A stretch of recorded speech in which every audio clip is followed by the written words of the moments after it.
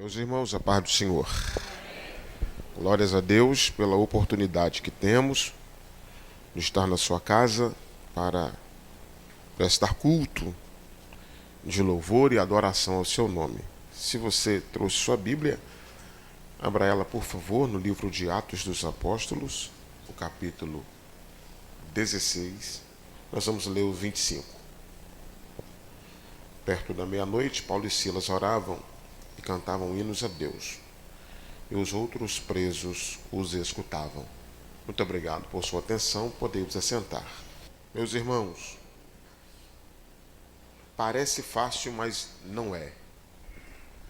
Andar na direção que Deus aponta. Parece fácil, mas não é fácil. Caminhar na direção que Deus aponta. Esses dois homens estão caminhando na direção que Deus apontou para eles. Paulo e Silas estão ingressando à segunda viagem missionária, estão avançando, percorrendo cidades, e Paulo desejava ir para outros lugares. Paulo, se você olhar o início do capítulo 16, ele tinha o desejo de ir para outros lugares, pregar o Evangelho. E a Bíblia diz, irmã Josi, que todas as tentativas de partir para algum lugar, Deus impedia. Deus fechava o coração dele. Deus dizia não para ele. E ele planejava junto com Silas, então vamos para outra cidade, vamos para Listra, para Derbe, vamos para outro lugar. E a Bíblia diz que Deus impedia. Eles planejavam e Deus não permitia que executassem o plano. E é por isso que eu digo que é difícil andar na direção de Deus.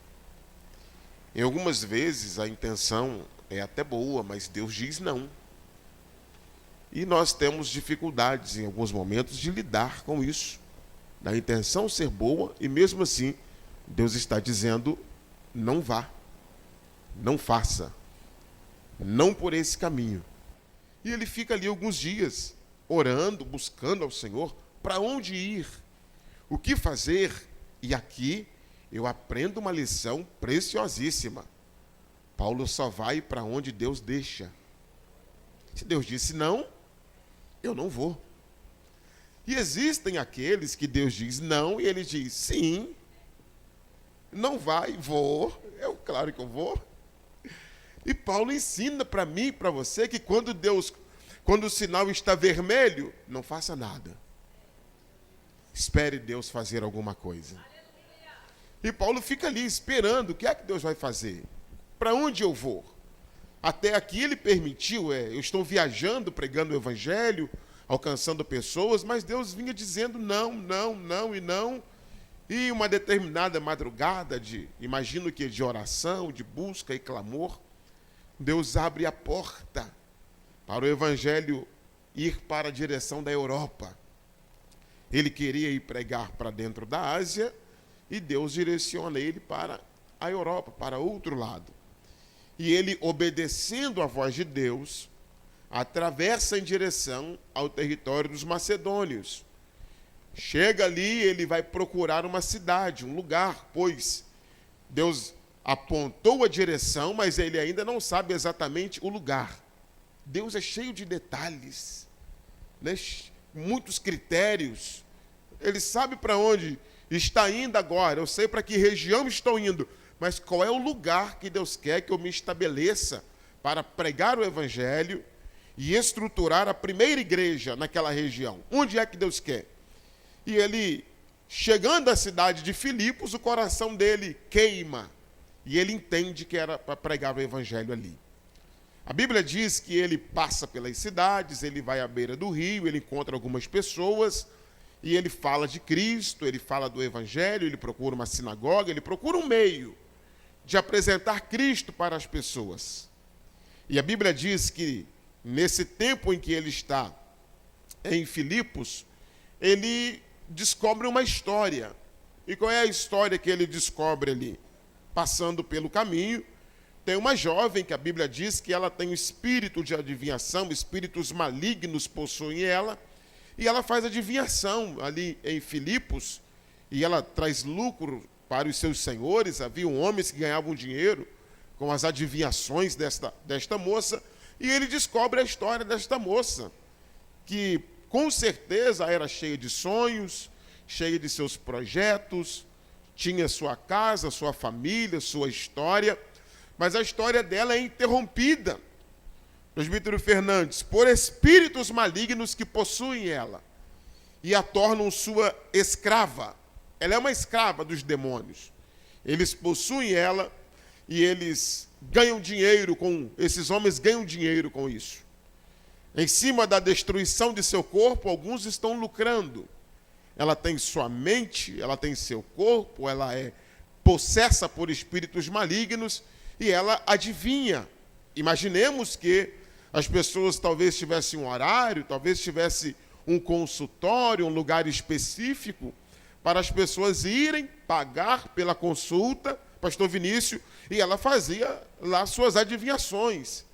E todo mundo estava movido em torno dessas adivinhações.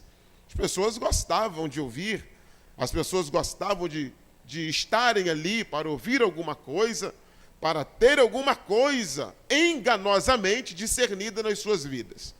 E Paulo chega em Filipos, propositalmente, Cristo manda ele para lá, para libertar a vida desta moça, para libertar a vida desta jovem. E caminhando na direção que Deus apontava para ele, ele passa algumas vezes ali, e em determinado dia ela deu um grito que esses homens que estão passando são homens de Deus. E Paulo, ao ouvir, disse: vou resolver esse problema agora. Foi até ela, em nome de Jesus, vai embora. Não é que a moça ficou liberta na mesma hora, gente? Paulo chegou, repreendeu os espíritos malignos e eles foram embora. Partiram. O que fazer com o homem que eliminou o lucro desses senhores? O que fazer com ele? Ele vai ser rejeitado. Ele vai ser expulso dali. Não vão tratá-lo com cordialidade. Ele acabou com a empresa de alguns empresários, sócios que estavam ali. Ele faliu uma empresa. Não, esse homem tem que ser tratado com muito rigor. Esse homem tem que ser tratado de forma muito séria. Nós precisamos resolver o problema dele.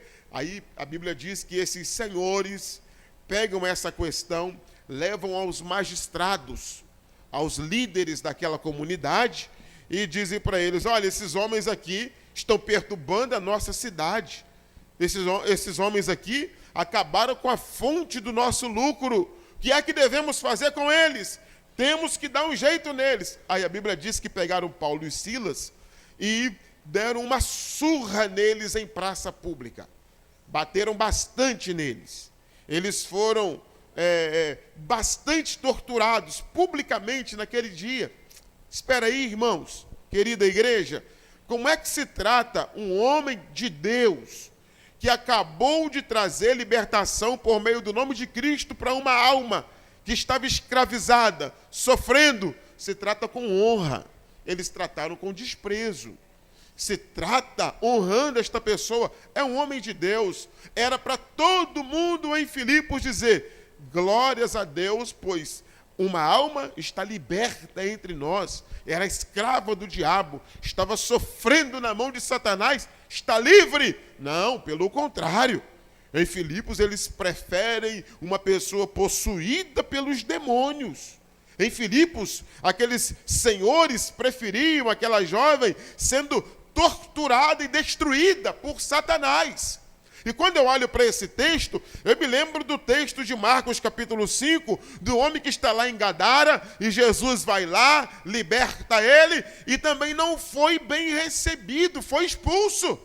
Porque os empresários tiveram prejuízo naquele dia. Então disseram: o senhor tem que ir embora, o senhor não é bem-vindo aqui, o senhor veio atrapalhar nosso comércio, o senhor veio atrapalhar nossa empresa, mas olha para cá, uma alma salva vale mais do que todas as grandes empresas do mundo, porque o próprio Jesus disse que vale mais do que o mundo inteiro perdido. Logo, a concepção deles estava enganada, e eu sei por que estava enganada, porque o Deus deste século, disse Paulo, cegou o entendimento dos homens. Logo, para eles, ter lucro sobre uma alma que está sendo destruída é prazeroso. Mas para Cristo, Ele sempre vai intervir onde há alguém sofrendo, escravizado pelo diabo, debaixo de suas garras e algemas. Aí Cristo chega com o seu poder libertador e traz nova vida para aquela pessoa.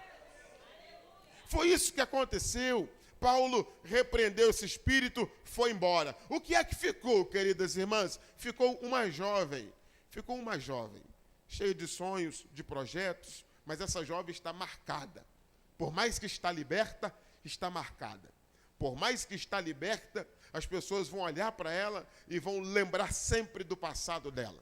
Por mais que está liberta, as pessoas vão passar por ela, e por mais que agora ela é crente, por mais que ela é da igreja, ela tem um passado.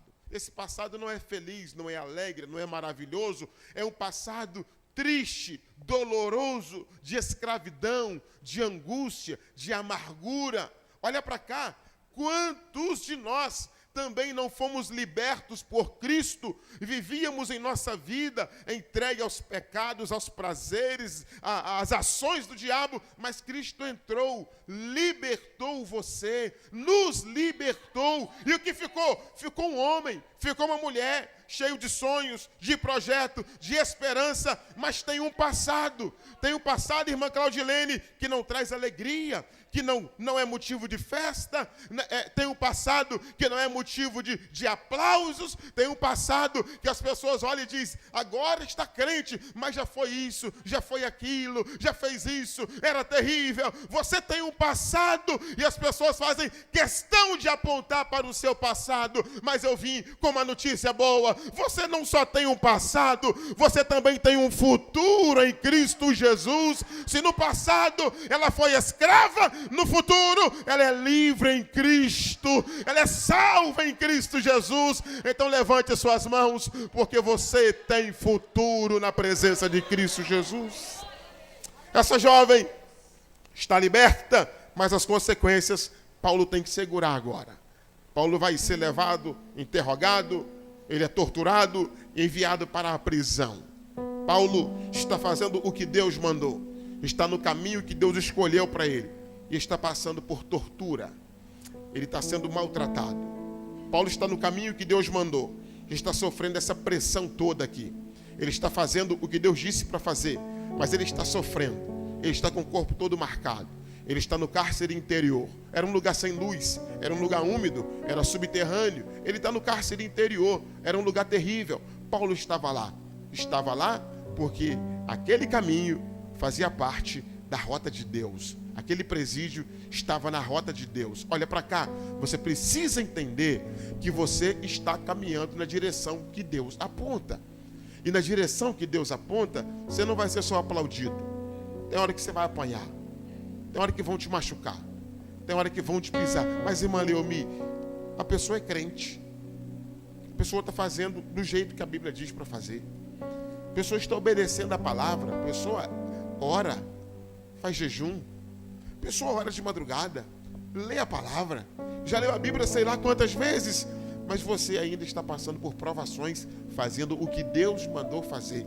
E aqui você precisa entender que andar no caminho que Deus aponta não é andar cheio de aplausos, de festa. Andar no caminho que Deus aponta, vão ter algumas situações difíceis para enfrentar. E a primeira situação foi essa: um culto que termina em uma coça, um culto que termina açoitado, um culto que termina em surra.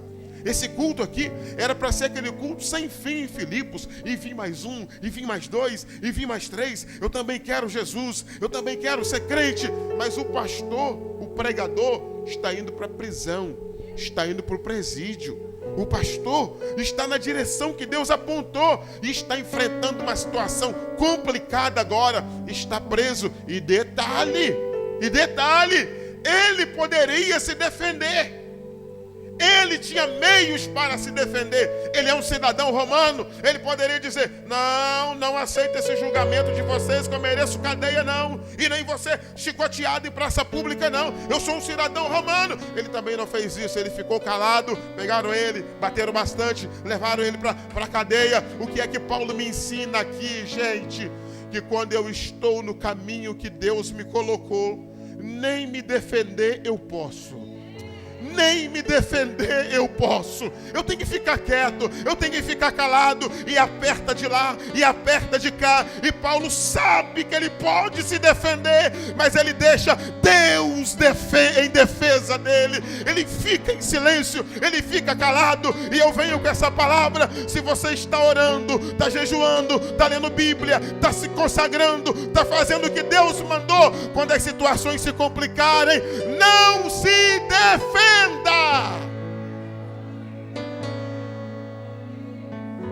Aleluia. Aleluia.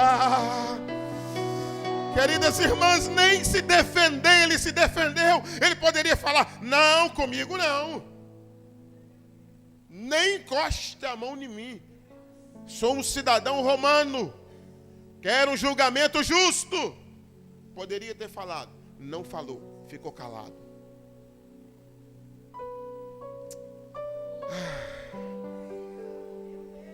Nós perdemos a oportunidade de ficar calado em muitas vezes. Nós perdemos a oportunidade de ficar em silêncio, porque nós temos o péssimo costume de aceitar a direção de Deus, mas a gente vai dando opinião ao longo do percurso. Paulo não, ele está calado o tempo todo. É para lá que Deus mandou? Eu vou. É para repreender esse espírito? Eu repreendo. Você açoitado? Tá bom. Eu aceito. E por que é que ele aceita? Ai, Jesus Cristo. Por que é que ele aceita calado? Meu Deus do céu. Por que é que ele aceita calado? Por causa do capítulo 9 desse mesmo livro. Quando ele está indo, irmã Cristiane, para Damasco, para prender alguns cristãos. E ele está indo prender os servos de Deus lá. E quando ele está no caminho, cheio de cartas, com legalidade para chegar lá e prender, a Bíblia diz que uma luz aparece no caminho, ele cai, e ele pergunta: quem é? E uma voz responde para ele: eu sou Jesus, aquele que você persegue. Eu vou te ensinar agora o que é sofrer pela minha causa. Foi Jesus quem falou com ele no capítulo 9. A partir de hoje, você vai sofrer pela minha causa. Quando chegou lá em Filipos, o primeiro grande embate do ministério dele, e ele lembra dessa palavra: eu tenho que passar por isso calado, porque Jesus me falou que ia me ensinar a sofrer por ele. Eu tenho que passar quieto, porque Jesus falou comigo que ia me ensinar a andar na direção que os crentes andam, calado, gemendo, chorando. Mas olha para cá, para você se alegrar com essa palavra. Ele olha para o sofrimento, para a dor, para a dificuldade e diz: eu não vou responder, porque Jesus está me ensinando, ele está me orientando aqui. E olha para cá, você também não pode reclamar quando algumas coisas acontecem, porque você também não está aqui como Paulo não estava. Paulo não estava o que, Samuel? Paulo não estava enganado. Ele sabia que teria sofrimento, porque Cristo falou na chamada dele: você vai sofrer, eu vou te ensinar a sofrer, você vai passar por dores, você vai passar por situações difíceis. Ele não estava enganado, é por isso que ele ficou quieto, porque ele não estava enganado. Nenhum de nós que estamos aqui também não estamos enganados, porque foi o próprio Jesus quem disse: no mundo tereis aflições, mas tem de bom ânimo. Aleluia, se eu fosse você, eu segurava na mão de alguém que está à sua direita, à sua esquerda, e fala para ele: Jesus não te enganou. Você sabia das dores, você sabia das lágrimas, você sabia dos problemas, você sabia dos apertos, você sabia, porque ninguém aqui está enganado. Evangelho não é uma propaganda enganosa, que quando você vai experimentar, você diz: peraí, me enganaram, porque disseram que era um mar de rosas, e eu estou passando prova agora. Não, evangelho é sofrer por Cristo, é passar pelo vale da sombra da morte. Mas eu me lembro, missionária Marta, de alguns versículos que me animam quando eu estou no meio da prova. E um desses versos é o Salmo 46, o primeiro: Deus é o nosso refúgio e fortaleza e socorro bem presente na hora da angústia. Deus é o socorro para quem está em angústia. Eu me lembro de outro verso, capítulo 1, 19 de Jeremias, quando o próprio Deus disse para ele: vão pelejar contra você, mas não irão prevalecer contra você, porque eu sou contigo para te guardar. Você precisa entender. E em último, eu uso um dos mais conhecidos, que é Mateus 28. Eis que eu estou convosco todos os dias, até a consumação dos séculos. Se eu não estou aqui enganado, como não estou, eu também tenho a certeza que eu tenho um defensor. O nome dele é Jesus Cristo. Paulo está passando por isso, esse problemão todo, calado, quieto. Lançaram ele no cárcere interior, e ele calado, estava quieto, corpo machucado, calado. E eu tenho que fazer uma pergunta, ou uma afirmação, né? E qual é ela? Deus sabe até onde você aguenta. Deus sabe. Aleluia. Ele sabe até onde você aguenta. E Paulo está, entrada da noite, preso. A noite vai passando. Estão os dois sentados, presos ali. Não basta estar no cárcere interior. Estavam com mãos amarradas, os pés amarrados, soldados tomando conta do presídio. Era uma estrutura de segurança. Aí a Bíblia diz que próximo à meia-noite, Paulo e Silas disseram: olha, vamos orar. Vamos orar. Vamos cantar. Vamos cantar. E a Bíblia diz que perto da meia-noite, Paulo e Silas cantavam e oravam hinos a Deus.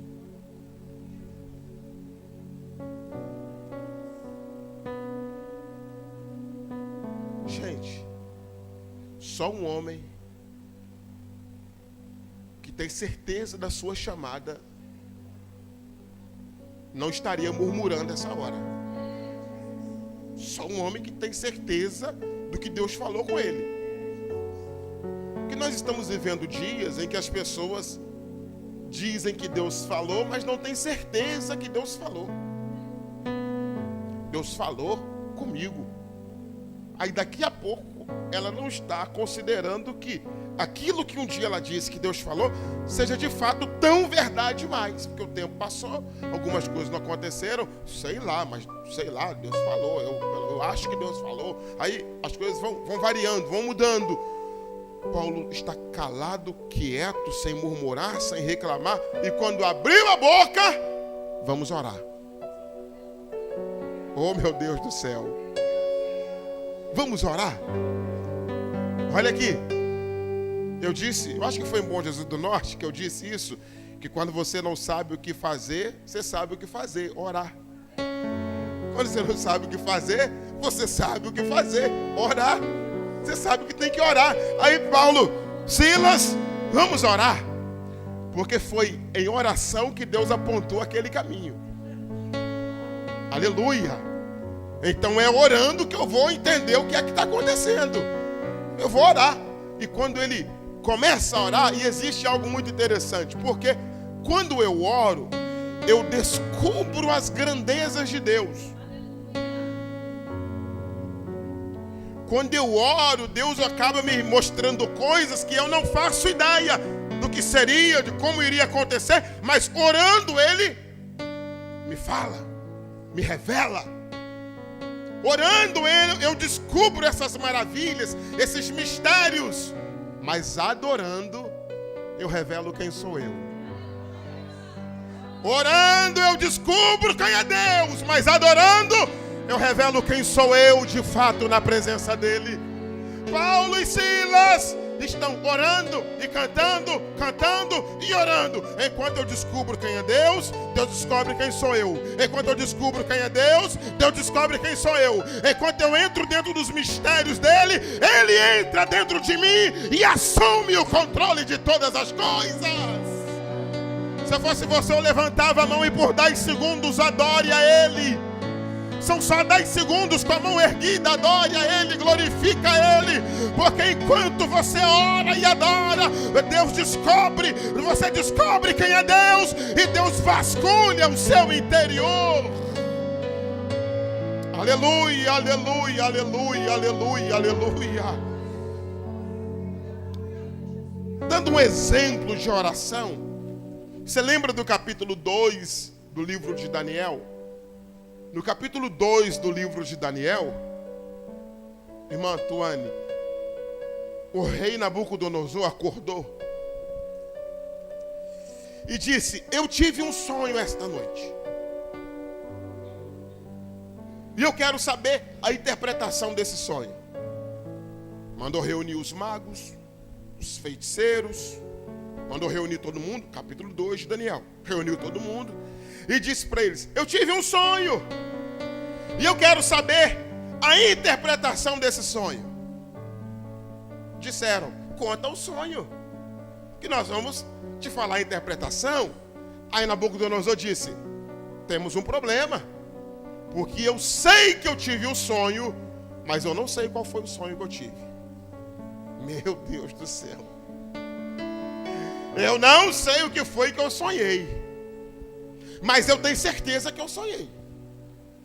E eu quero que vocês me contem o sonho e a interpretação desse sonho. Mandou reunir todo mundo? Não sabemos. Chama o fulano de não sei de onde, para ele interpretar, para ele contar o sonho. Ninguém sabia. Ninguém conseguia decifrar isso. O encarregado de cumprir essas ordens está saindo e disse: encontrou com quem? Com Daniel. Quando encontrou com Daniel: Daniel, tem um problema sério aí, vai atingir você também, tá? Qual que é o problema? O rei teve um sonho, não lembra do sonho e quer o sonho e a interpretação. E ele mandou matar todo mundo em um tempo determinado, porque ninguém sabe do sonho nem da interpretação.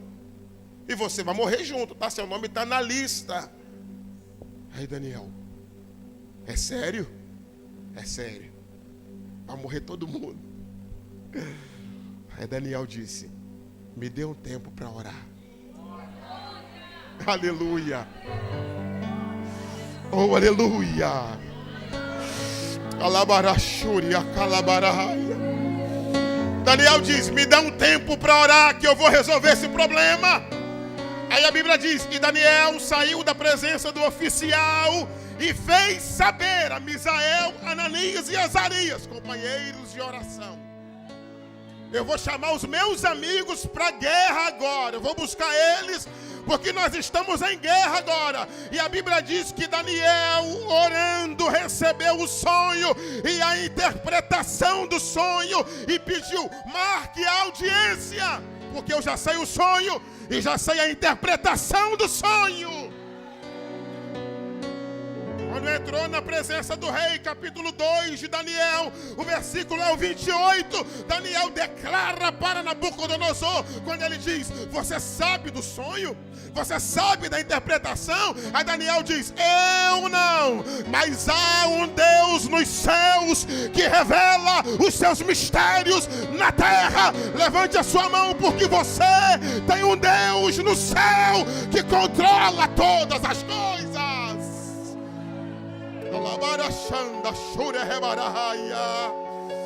Quem pode, levante a mão lá no alto, levante a mão.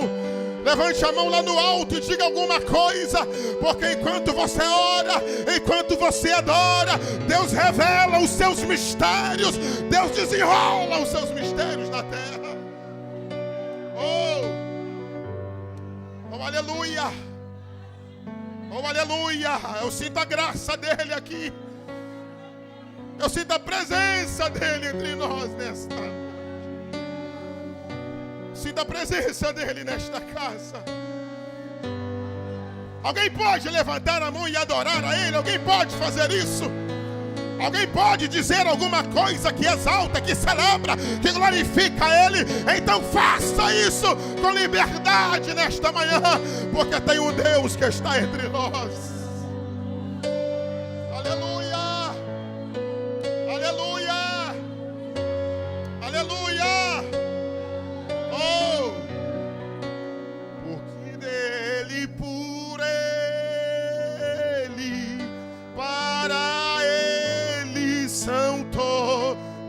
As coisas, porque dele, por ele, para ele. Abra sua boca e canta. Solte sua voz e declara, porque dele, por ele, porque dele, por ele, para ele são todas. Oh, aleluia. Porque dele, por ele, para ele são todas as coisas. Quem trouxe mão, levante e declare. A ele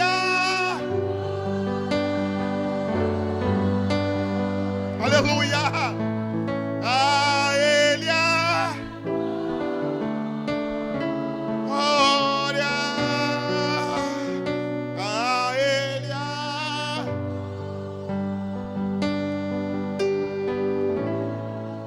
para sempre. Amém. Aleluia. Vou te dar um exemplo de adoração. Aleluia.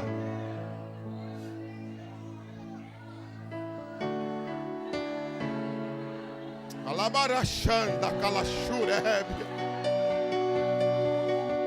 Alabarachanda calashurebia. Tem graça de Deus entre nós nesta manhã. Alabarachanda calanchurebia. Alabarancho mendecanchorebarahaya.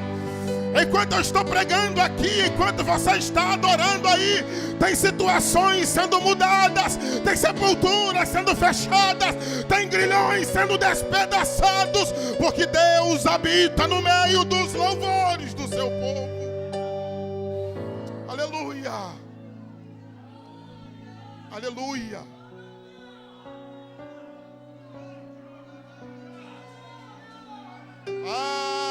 Aleluia.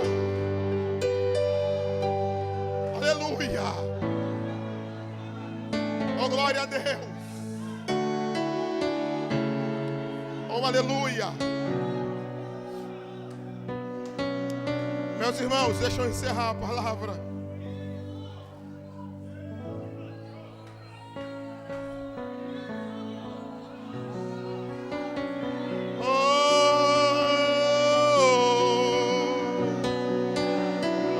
A glória, a Ele a glória e o louvor.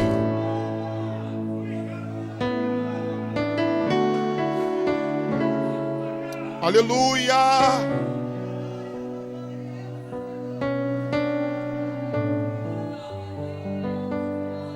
Aleluia!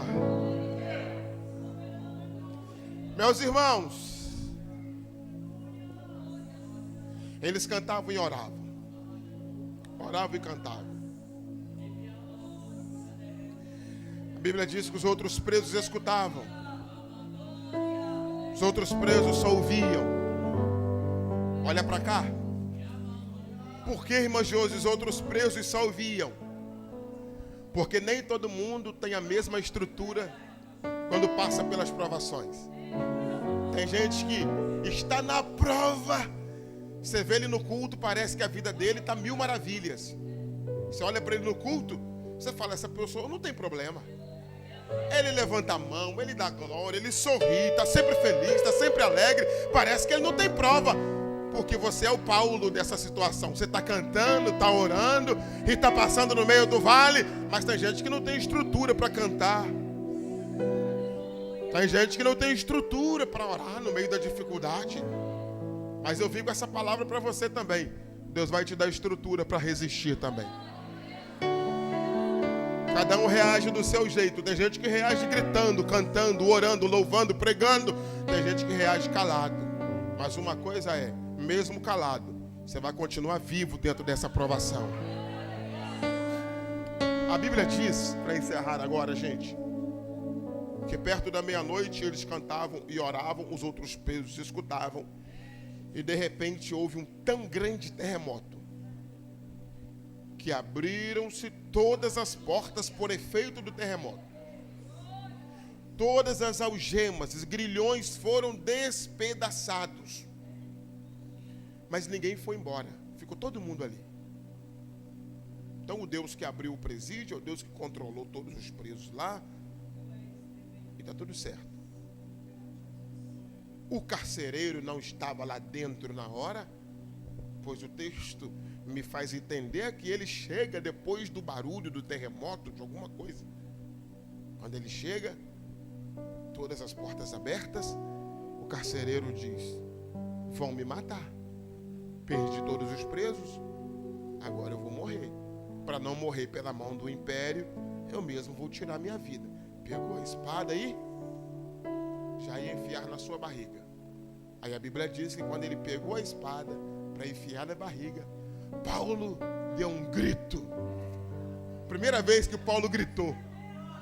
Paulo apanhou calado.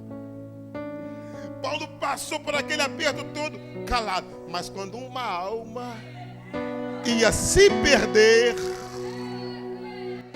Paulo deu um grito e disse, não faça isso. Imagine para o carcereiro que grito libertador. O homem estava decidido a tirar a sua vida. O homem estava decidido a pôr um fim na sua vida, porque sabia que sofreria mais pela mão do império para tirarem sua vida. Então ele diz, eu me mato. Não faça isso. Todos nós estamos aqui. Olha, está todo mundo aqui e está tudo aberto. Aí o carcereiro entendeu, só pode ser coisa de Deus. Só pode ser coisa de Deus isso. Presídio aberto e todo mundo aqui, isso é coisa de Deus. Aí ele logo pergunta, o que eu devo fazer para ser salvo? Então ele sabia que estava perdido. Ele não sabia como ser salvo, mas ele sabia, eu estou perdido. Estou sem salvação. E eu preciso ser salvo. O que é que eu devo fazer para ser salvo? Aí Paulo já emite o grito, crê no Senhor Jesus, e será salvo tu e os da tua casa. Olha para cá. Oh meu Deus. Valeu a pena, presbítero Fernandes. Valeu a pena, por quê? Porque já tinha uma jovem liberta, primeiro membro da igreja. Agora tem o carcereiro, a sua família, o pastor da igreja. Deus sabe exatamente onde te direciona, porque Ele se responsabiliza pelos resultados e frutos, na direção que Ele aponta. rastro de salvação percorrendo Filipos. E mais do que isso, porque o carcereiro não é qualquer um. Ele é um funcionário do império, com alta responsabilidade, que ele era o chefe do presídio. Logo, o evangelho que salvou lá na beira do rio, o evangelho que acessou o coração de Lídia, a empresária, é o evangelho que está entrando no coração de um homem influente dentro daquela cidade. Logo eu preciso concluir dizendo que o evangelho entra em qualquer lugar. A mensagem de Cristo acessa qualquer coração. Onde tiver alguém com o coração aberto, ela entra. O Espírito trabalha, faz a obra. Para terminar a palavra, esse Paulo que estava no caminho e na rota de Deus é retirado do presídio. Já cumpriu o propósito, já pregou o evangelho, já ganhou almas, já resolveu tudo. O carcereiro diz para ele: vamos embora, preciso limpar suas feridas, você está muito machucado. Olha, o carcereiro que era mau até então, quando o evangelho entrou no coração dele, ficou um impiedoso. Você está todo machucado. Gente, o que o evangelho não faz no coração de um homem? Esse homem era chefe de um presídio e agora ele é o chefe, mas o coração dele é de um cristão. Você está todo machucado. Deixa eu te socorrer. Deixa eu resolver seu problema. Limpou as feridas dele, e enquanto ele limpava as feridas, o Espírito Santo trabalhava nele, e ele desejava ser batizado, e a obra foi sendo feita, o Espírito foi trabalhando. Aí eu termino, pois Paulo, depois da obra completa, Paulo disse: agora eu vou dar uma carteirada aqui. Agora que eu já cumpri o propósito, agora que está tudo certo, o carcereiro: olha, o seu Paulo, não é preso Paulo mais, é seu Paulo. Ô seu Paulo, o senhor pode ir embora daqui, está tudo certo. Paulo disse: não, senhor. Não falei antes porque eu poderia estragar o plano de Deus, mas agora eu vou falar. Eu sou um cidadão romano, vocês me trataram com descaso, com desprezo, e agora eu quero que quem me colocou na cadeia venha resolver esse problema comigo. No outro dia de manhã, foram lá, tiveram que pedir perdão para Paulo, pois era um cidadão romano, e Paulo saiu de lá um gigante da fé. Receba essa palavra, receba essa palavra. Se Deus te colocou na rota de Filipos, se prepare, vai ter dor, vai ter dificuldade, vai ter provação, mas Ele vai te fazer crescer no meio dessas adversidades, porque enquanto eles feriam Paulo, Paulo crescia em fé e saiu de Filipos um gigante em Cristo. Receba esta palavra. Deus não vai deixar você sair menor destas provações que te afligem. Isso é para te fazer crescer na presença dEle. Curve a sua cabeça. Essa é a sua palavra que veio ao nosso coração. O Senhor sempre acrescenta em nós. E eu peço ao Senhor: guarde seus filhos e filhas, sua igreja. Guarde o coração do teu povo. Alguns passando por situações difíceis na área familiar, conjugal, com filhos. O Senhor sabe de todas as coisas. Eu peço ao Senhor: trabalhe, faça a sua obra e glorifica o teu nome. Essa oração é feita no nome do seu Filho Jesus. Amém e amém.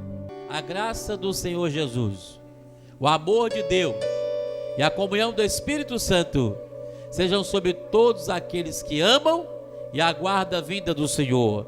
E que todos digam amém.